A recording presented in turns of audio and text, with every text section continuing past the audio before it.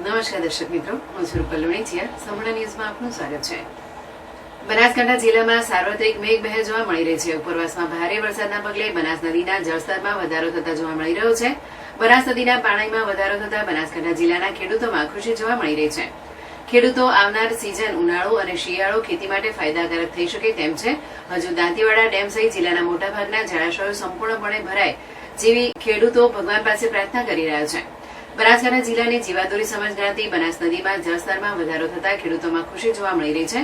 છેલ્લા ઘણા સમયથી બનાસ નદી કોરી ધાકોર જોવા મળી હતી, જેને લઈ ખેડૂતો ચિંતામાં મુકાયા હતા. દાંતીવાડા ડેમમાં પણ પાણીની આવક નહિવત હોવાના કારણે જિલ્લાના ખેડૂતો આવનાર સિઝનને લઈ ચિંતાતુર બન્યા હતા.